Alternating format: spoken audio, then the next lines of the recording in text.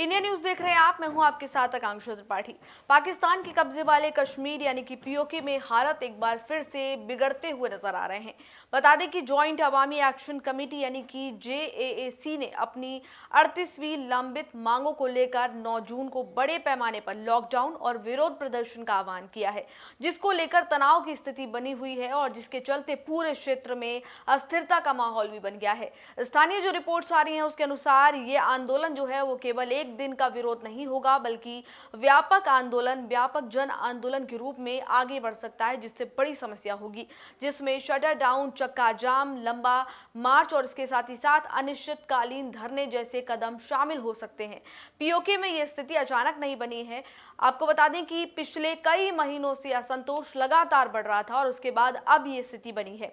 स्थानीय लोगों को जिस तरीके से हम सुन रहे थे, उनका यह आरोप था कि उन्हें बुनियादी सुविधाओं से वंचित किया जा रहा है, जिसमें बिजली की कमी उनको कहीं ना कहीं हो रही है, महंगाई, बेरोजगारी, संसाधनों की वजह से भी काफी ज्यादा असमान वितरण उनको मिल रहा है, जिसकी वजह से अलग अलग तरह की समस्याएं, यानी कि लोगों की जिंदगी में वहां पर समस्याएं काफी ज्यादा हैं, जिनकी वजह से ये समस्या उत्पन्न हो रही है कि आज लोग जो है सड़कों पर उतरने की बात कर रहे हैं। और राजनीतिक मतभेद जैसी समस्याओं की वजह से भी लोगों का जीवन जो है वो काफी ज्यादा कठिन हो गया है।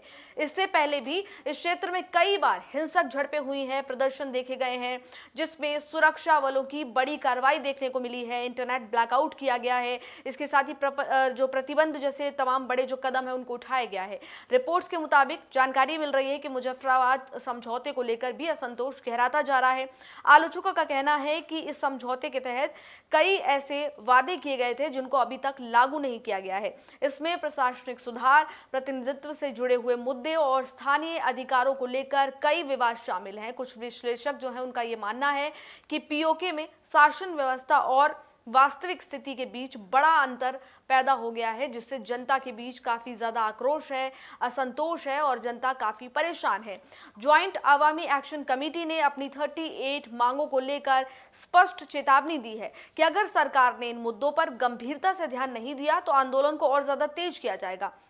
इस पर कमेटी का कहना यह भी है कि ये संघर्ष केवल आर्थिक या फिर सामाजिक मुद्दों तक सीमित नहीं है, बल्कि ये शासन, अधिकारों और लंबे समय से चली आ रही तमाम शिकायतों से जुड़ा हुआ है और इसके साथ ही व्यापक आंदोलन इसकी वजह से देखा जाएगा। इसके तहत बाजार बंद, यातायात रोकने और प्रशासनिक गतिविधियों को ठप करने जैसे कदम भी उठाए जा सकते हैं। इसी बीच आंदोलन से पहले कई ऐसे इलाके हैं जहां पर विरोध प्रदर्शन शुरू हो चुका है।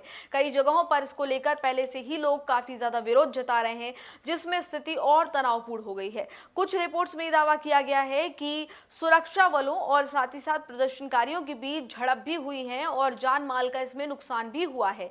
हालांकि आधिकारिक आंकड़ों का अगर जिक्र किया जाए तो अलग अलग दावे उसको लेकर सामने आ रहे हैं। हालात को नियंत्रित करने के लिए प्रशासन की ओर से इंटरनेट और मोबाइल सेवाओं पर भी रोक लगाए जाने की जानकारियां सामने आ रही हैं, क्योंकि ये जो विरोध प्रदर्शन है ये बहुत ही बड़े लेवल पर देखने को मिल रहा है, जिसमें स्थानीय लोगों की परेशानियां और ज्यादा बढ़ गई हैं, क्योंकि यहां पर रिस्ट्रिक्शंस लोगों के ऊपर लगा दिए गए हैं। इसके बाद ये भी बताया जा रहा है कि कई इलाकों में अतिरिक्त सुरक्षा बलों की तैनाती की गई है। अधिकारियों ने कुछ ऐसे संगठन हैं जिन पर प्रतिबंध भी लगाया है, ताकि ये जो मामला है वो और ज्यादा ना भड़के, जिनमें उन पर कानूनी व्यवस्था बिगाड़ने और इसके साथ ही अराजकता फैलाने के आरोप भी लगाए गए हैं और ये आरोप लगाते हुए उन पर प्रतिबंध लगाया है। दूसरी ओर जेएएसी का कहना है कि सरकार विरोधी आवाजों को दबाने की कोशिश कर रही है और शांतिपूर्ण आंदोलन को दबाने के लिए सख्ती अपनाई जा रही है। पिछले सालों में अगर हम अनुभव देखें, पिछले सालों का एक्सपीरियंस देखें, तो वो ये बताता है कि पीओके में समय समय पर इस तरह के आंदोलन उभरते रहते हैं। कोई बहुत नई बात नहीं है, लेकिन इस बार का विरोध जो है वो काफी ज्यादा संगठित और व्यापक बताया जा रहा है। छोटे मोटे छुटपुट आंदोलन वहां पर होना कोई बहुत बड़ी बात नहीं है। जेएएसी ने लोगों से अपील की है कि वे लंबे समय तक चलने वाले बंद की स्थिति के लिए जरूरी सामान पहले से जमा कर लें और इसके साथ ही आंदोलन के दौरान एकजुट रहें।